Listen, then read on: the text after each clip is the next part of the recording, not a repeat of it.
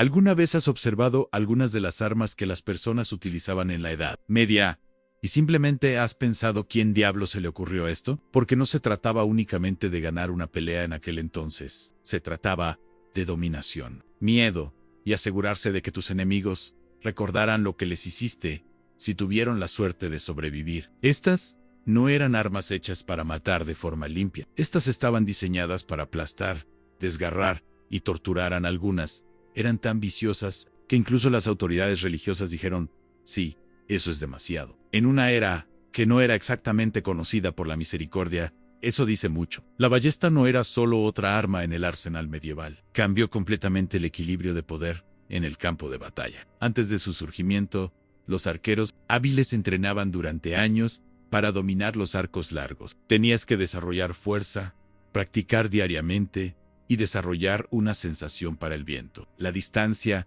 y el movimiento, pero la ballesta cambió todo eso. Le dio a casi cualquier persona la capacidad de matar a un caballero fuertemente blindado, con muy poco entrenamiento. Podría ser un campesino sin experiencia militar. Y con un poco de instrucción, de repente podías perforar una placa de acero con solo apretar el gatillo. Eso era inaudito antes.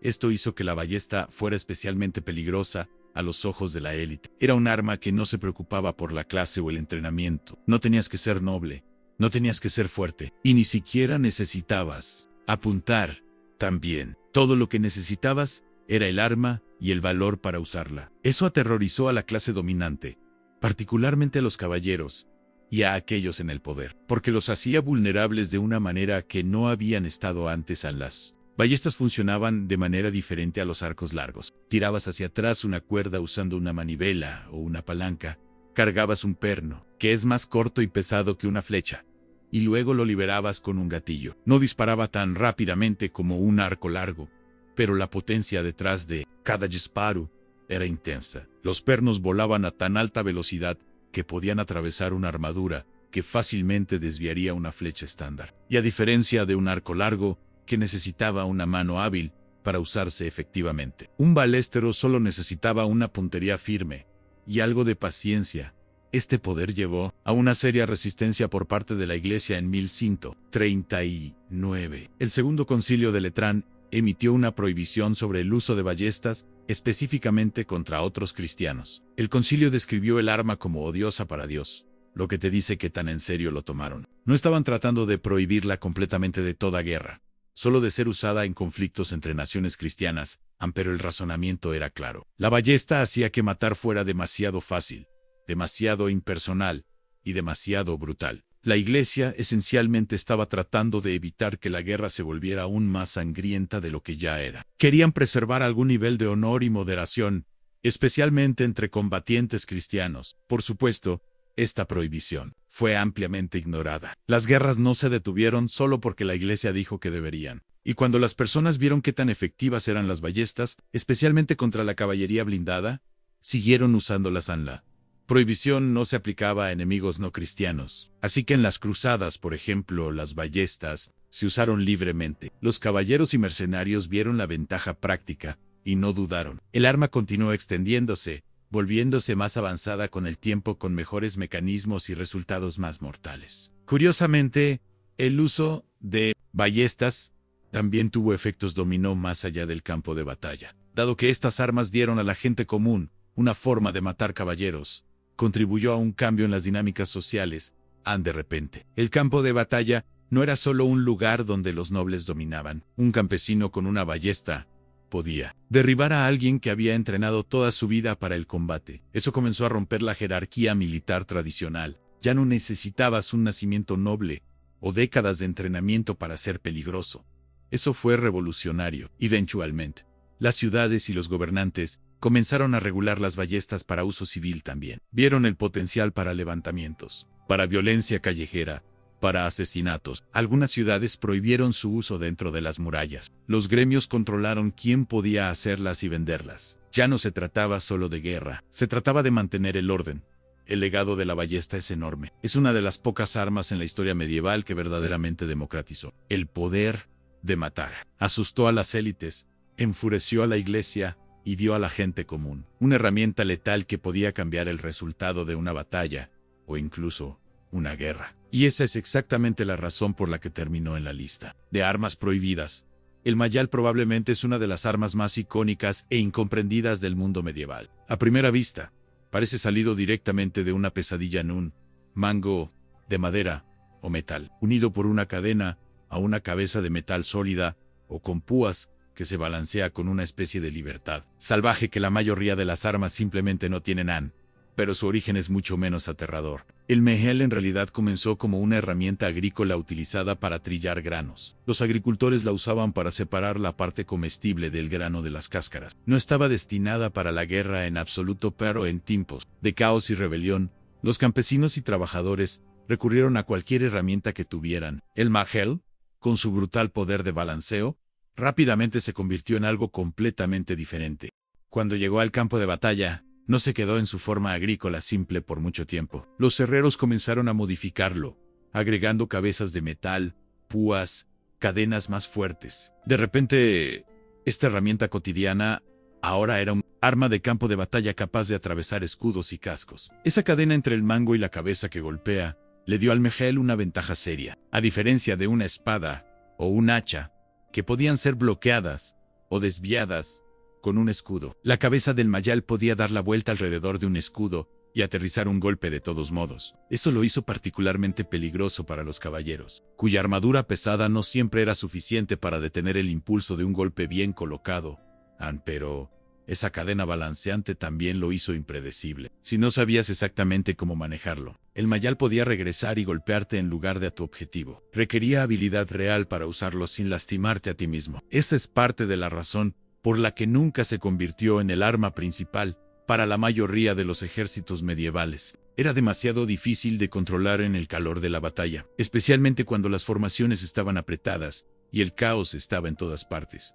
Aún así, su poder crudo era suficiente para mantenerlo en circulación, especialmente durante asedios, levantamientos o en manos de rebeldes que no tenían acceso a armas más refinadas. Una de las razones por las que el mayal obtuvo una reputación por ser demasiado brutal fue su asociación con las revueltas campesinas. Cuando la gente común se levantó contra señores y reyes, a menudo no tenían espadas o lanzas. Tenían herramientas. En el mayal se convirtió en un símbolo de rebelión, algo que aterrorizó a aquellos en el poder. No solo podía matar, sino que también representaba la amenaza de las clases bajas, levantándose con lo que tenían a mano. A las autoridades no les gustó eso para nada. En varias ciudades medievales, portar un mayal fue completamente prohibido. Las leyes locales los prohibirían dentro de las murallas de la ciudad, en parte para mantener la paz y en parte para prevenir la rebelión organizada. Además de eso, el tipo de heridas que causaba un mayal eran horribles. En una espada podría darte un corte limpio,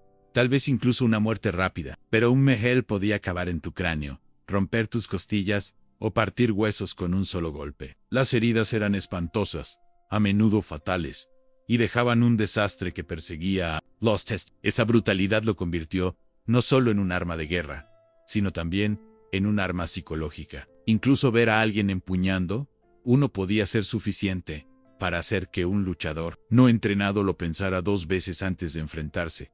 Así que, mientras el mejal nunca alcanzó la popularidad de la espada o la lanza, se labró su propio lugar sangriento en la historia medieval, una herramienta del hombre común, convertida en un arma de caos y miedo, demasiado efectiva para ignorar, demasiado peligrosa para confiar, y demasiado brutal para ser permitida sin control a la estrella matutina. Parecía algo salido directamente de una pesadilla. Imagina un eje sólido de madera o metal, y encima de él una pesada bola de hierro cubierta de púas afiladas. Ese es el diseño básico. A primera vista, podría parecer similar a una maza, pero la diferencia clave eran esas púas brutales. Mientras que una maza dependía puramente de la fuerza contundente para atravesar armadura o huesos, la estrella matutina agregaba poder de perforación, haciendo el daño aún más vicioso. No solo abollaba o magullaba, rasgaba y desgarraba, dejando a los oponentes con heridas que eran casi imposibles de tratar, especialmente con el conocimiento médico limitado en la Edad Media.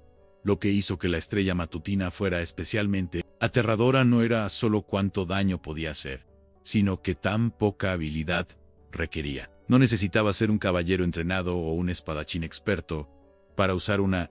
Efectivamente, golpea lo suficientemente fuerte y podrías romper huesos fácilmente o perforar a través de cota de malla. Esa accesibilidad la hizo popular entre soldados de infantería y luchadores de menor rango que querían algo mortal sin mucho entrenamiento. Pero esa misma simplicidad era parte del problema, porque cualquiera podía tomar una y causar daño serio. Se asoció no solo con el campo de batalla, sino con violencia callejera, tortura e incluso ejecuciones públicas en ciertas partes de Europa. La estrella matutina desarrolló una reputación desagradable por ser un arma de crueldad en lugar.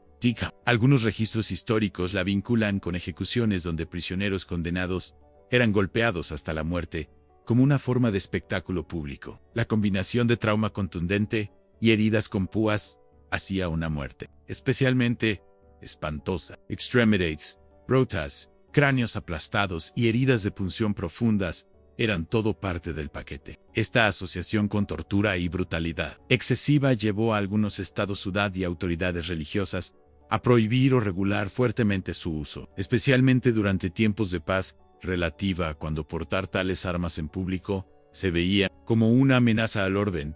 Otra razón por la que la estrella matutina atrajo tanta atención fue su simbolismo. No era solo una herramienta práctica de guerra, se convirtió en un símbolo de dominación y terror. En algunas representaciones, guardias de señores u obispos portaban estrellas matutinas no solo para defensa, sino como una advertencia visual, no un recordatorio de lo que podía pasar a cualquiera que desafiara la autoridad. Esa es en parte la razón por la que algunas regiones limitaron su uso a soldados oficiales o guardias, y las prohibieron entre ciudadanos comunes. La idea era prevenir disturbios o asesinatos de venganza que podrían espiralar en violencia incontrolable.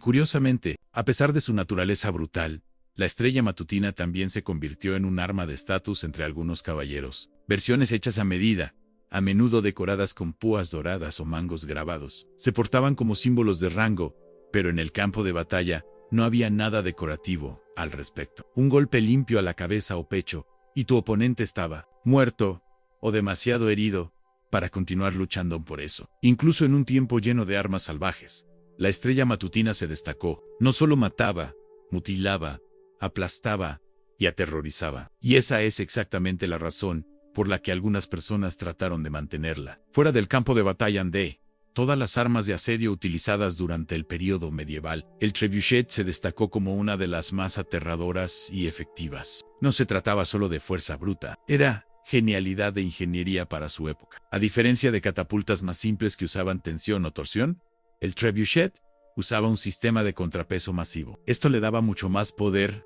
y precisión. Cuando el peso caía, lanzaba una onda cargada con un proyectil al aire, enviándolo estrellándose contra muros enemigos, torres o cualquier otra cosa que estuviera en el camino. Y no estamos hablando de rocas pequeñas aquí. Algunas de estas máquinas podían lanzar piedras que pesaban cientos de libras, fácilmente aplastando a través de estructuras fortificadas, como si estuvieran hechas de arcilla. Pero lo que hizo que el trebuchet fuera tan brutal no era solo su fuerza, era qué tan creativamente destructivo podía ser. Claro, podía lanzar rocas para colapsar muros, pero los ejércitos medievales llevaron las cosas mucho más lejos. Una vez que se dieron cuenta de qué tan lejos podían lanzar cosas, comenzaron a usar el trebuchet como un arma psicológica. Los soldados empezaron a lanzar barriles en llamas llenos de brea y aceite, prendiendo fuego a partes de pueblos o castillos. Y aún más perturbadoramente, lo usaron para lanzar cadáveres de animales en descomposición o cuerpos infectados a áreas sitiadas. Esta forma temprana de guerra biológica tenía como objetivo esparcir enfermedades entre el enemigo o forzarlo a rendirse contaminando su suministro de agua o simplemente desmoralizándolos. Solo imagina estar sentado en un castillo bajo asedio y tener cadáveres infectados de peste volando sobre el muro. Era puro combustible de pesadilla. Aunque no hubo una prohibición generalizada clara sobre trebuchets de la manera en que fueron usados, a veces cruzaron una línea. Algunas autoridades religiosas y políticas comenzaron a hablar no sobre las máquinas en sí, sino sobre cómo se estaban usando a disparar a civiles, destruir casas en lugar de solo objetivos militares, o esparcir enfermedades. A propósito, todo comenzó a sentirse como exceso, incluso para los estándares medievales. Estas objeciones no detuvieron exactamente a los ejércitos de usarlos, pero muestra que las personas ya estaban luchando con la moralidad de la guerra. Mucho antes de que existieran reglas modernas como las convenciones de Ginebra. En términos de diseño, los trebuchets venían en diferentes tamaños. Había versiones más pequeñas y móviles que podían moverse y configurarse rápidamente. Y luego había enormes fijos que tenían que construirse en el sitio y podían tomar días para ensamblar. Estos más grandes podían lanzar objetos a más de 300 metros de distancia. En algunas batallas, múltiples trebuchets se usaron a la vez, disparando en rotación para mantener presión constante sobre el enemigo en el sonido solo.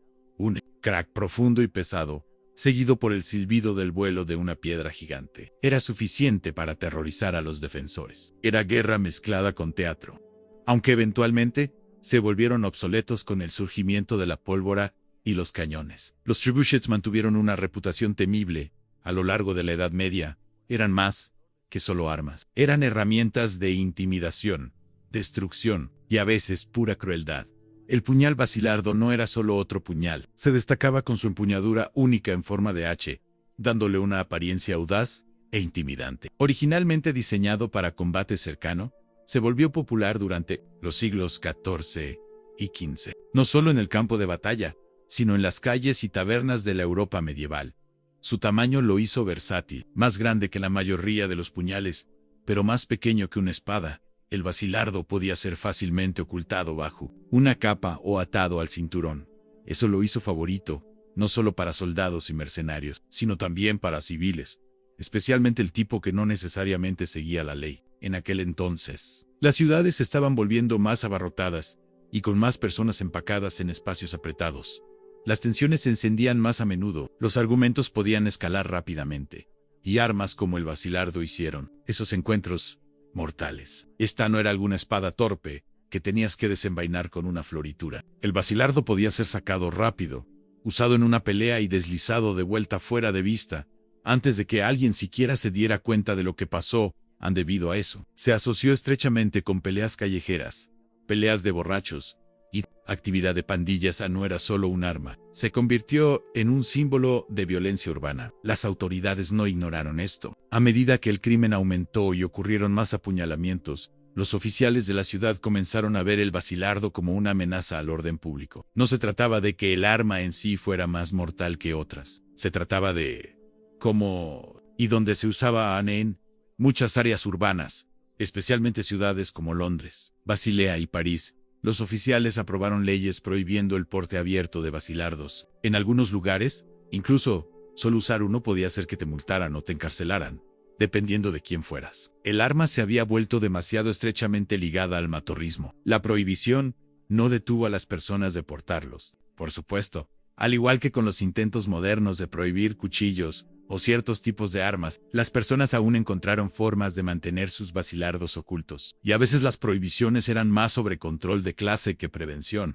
del crimen en los hombres adinerados, que usaban basilardos decorativos como parte de sus atuendos, raramente eran castigados. Pero si un trabajador pobre era atrapado con uno, probablemente enfrentaría una consecuencia más dura. Ese doble estándar alimentó las crecientes tensiones de clase en la Baja Edad Media. A pesar de las asociaciones negativas, el basilardo siguió siendo popular por mucho tiempo. Algunas versiones eran bellamente elaboradas con empuñaduras grabadas y hojas de acero fino, haciéndolas valiosos símbolos de estatus. Pero incluso entonces, la línea entre arma y accesorio era borrosa. Las personas sabían de lo que era capaz un basilardo. Era una herramienta para la supervivencia en un tiempo cuando el peligro podía golpear en un mercado, en un pub, o caminando a casa en la oscuridad. Así que incluso con prohibiciones y mala prensa, se mantuvo en circulación. Esa mezcla de belleza y brutalidad es lo que hizo al basilardo tanto icónico como temido en la vida medieval, de vuelta en la cruda realidad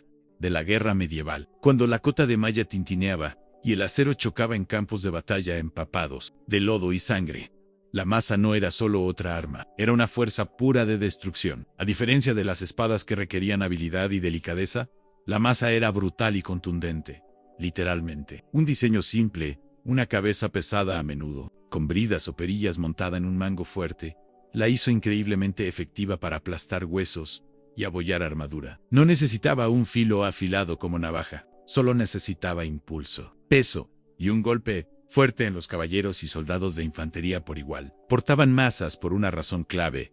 Funcionaban contra oponentes blindados. Cuando la armadura de placa se volvió más común, las espadas comenzaron a perder su ventaja. Literalmente, una hoja podría deslizarse pero una masa podía abollar un casco, romper una caja torácica o sacudir un cerebro dentro de un cráneo sin siquiera perforar la piel. Ese tipo de poder convirtió a la masa en favorita en el campo de batalla, especialmente durante luchas brutales cuerpo a cuerpo. Pero la historia de la masa no termina en el campo de batalla. Tenía una presencia mucho más oscura, fuera de él. En muchas regiones, las masas también se usaron para ejecuciones. Uno de los ejemplos más escalofriantes viene de Europa Oriental, donde ciertos nobles o líderes militares portaban masas ceremoniales, no solo para simbolizar autoridad, sino para imponerla, a veces muy literalmente. Hay casos documentados donde las ejecuciones involucraron aplastar un cráneo con una masa en lugar de usar una espada. Era salvaje y dejaba un mensaje claro: poder absoluto. Sin misericordia, los líderes religiosos incluso participaron en ello. Créelo o no, hay historias de clérigos en la Edad Media eligiendo masas sobre armas con hojas durante la guerra porque no querían derramar sangre. Técnicamente, eso es correcto. Aplastar el cuerpo de alguien era aparentemente más aceptable.